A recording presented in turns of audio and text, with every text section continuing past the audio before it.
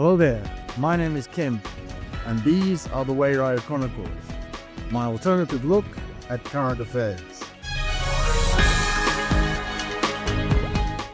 Hi there, everybody. Yesterday, February the 21st, so Friday, there were two pieces of news from the crypto world. That's correct. I'm not going to talk about the current Ukrainian geopolitical situation. One of them was the American crypto exchange called Coinbase managed to achieve something that has been wanting for a long time, that the case against them, for simplicity's sake, with the Securities and Exchange Commission in the United States was withdrawn. So, yeah, everybody in crypto world is something they've been looking for a long time.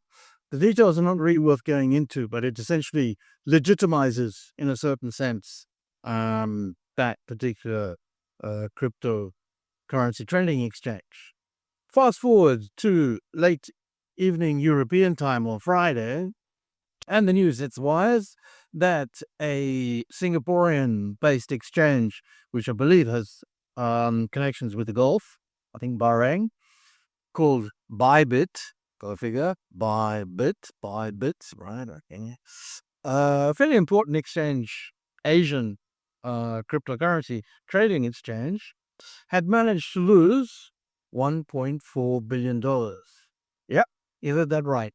$1.4 billion, the equivalent of incredible amount of money. And in fact, I'm pretty certain it's the largest hack, as they call it, because it lost it by a hack that has ever taken place in the cryptocurrency world. So we go from a situation where we have the crypto world is celebrating Coinbase managed to get its SEC process withdrawn. Yay! Oh no, that's what's happened. Once again, one of these exchanges has been hacked. Now, this is has been a feature of crypto right from the start. The thing I find interesting about this particular hack, and frankly, most hacks that happen with crypto, is that it's facilitated or made easier by the fact that there are smart contracts.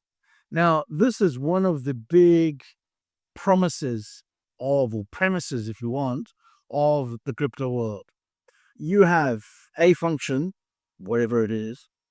In this particular sense, it's exchanging from one wallet to another, moving wallet in the sense of like bank account, from one bank account to another, automatically. Once the correct sets of criteria are met, the contract is automatically executed. I personally have always thought that this was utter folly. They have said for many, many years, this is one of the big ways that crypto or the blockchains will take over the world. With this fact that you can have these smart contracts that will automatically execute functions based on set pieces of, why? Why would anybody want that? In the real world, it happens all the time. Take your payment for anything. You're in the supermarket or the store, and you've got a card or a phone or a watch, and you want to make the payment. You instigate that payment, which is effectively a type of smart contract, which will set off a chain of functions that will eventually debit your bank account, be it via the credit card company or the debit card company or whatever happens. Technically, it's fairly complex. There has to be set criteria for it to take place. So a very sort of similar thing. But you, as a person, a human, will start that process. It cannot be started automatically by itself.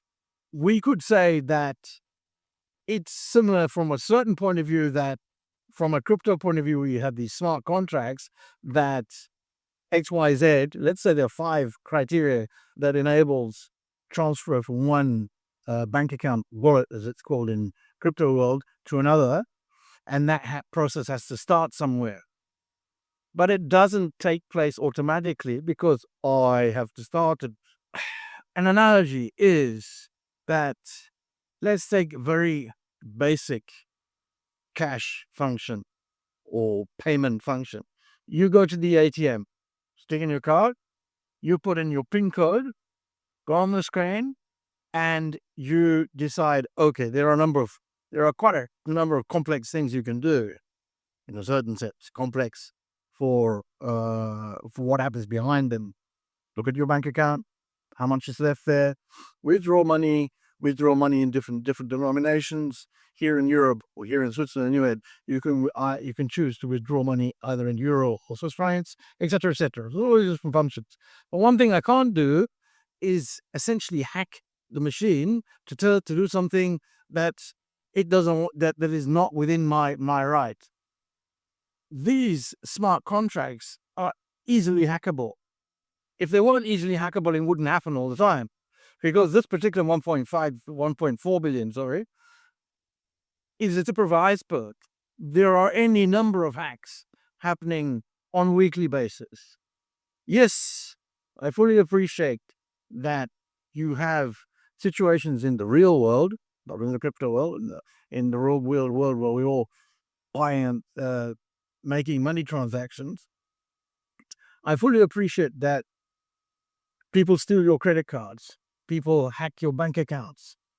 However, these type of, let's call them credit card or bank card hacks, there's no way that anybody will be able to take, even if, let's say you were to, if you had access to a credit card from Elon Musk, and you said, okay, I've got his PIN code. I'm going to take $1.4 billion out of that account. It's not going to happen. There's no way it's going to happen. Because once you start to instigate that, the flags start raising. You listen, what's going on here? You can't transfer that amount of money. That is not allowed, etc., etc. Where is, within this case, this is a simple transfer from one wallet to another of Ethereum. Okay, it's not Bitcoin, it's ETH, which is called Ethereum, but still, it's a Bitcoin. Where is the safeguard? Where are the safeguards that stop, where somebody physically gets involved and says, "Oh, wait a minute, that's $1.54 billion.